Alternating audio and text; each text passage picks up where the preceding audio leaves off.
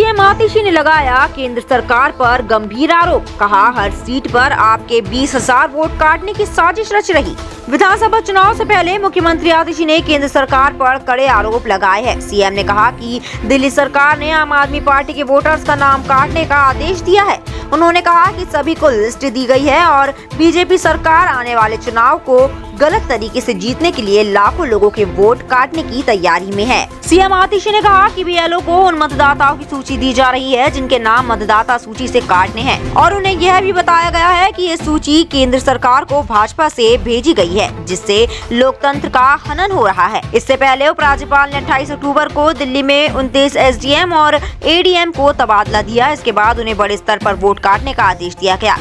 गलत तरीके से जीतने के प्रयास में केंद्र सरकार लोकतंत्र का हनन करने के लिए तैयार है। इसमें सबसे पहला कदम था 28 अक्टूबर को निकाला गया एलजी साहब द्वारा दिल्ली में 29 एसडीएम बदलने का आदेश। इस डीएम ने अपने हर एईआरओ को उनकी विधानसभा क्षेत्रों के 20,000 वोटों की लिस्ट दी है, वो वोट काटने के लिए।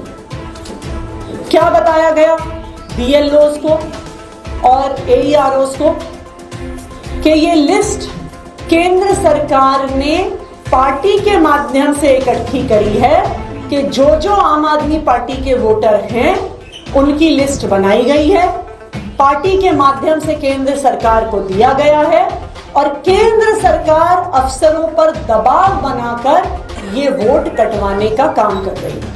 अगर गलत तरीके से एक बड़े स्तर पर वोट काटे जाते हैं तो ये हमारे देश के लोकतंत्र का हनन है।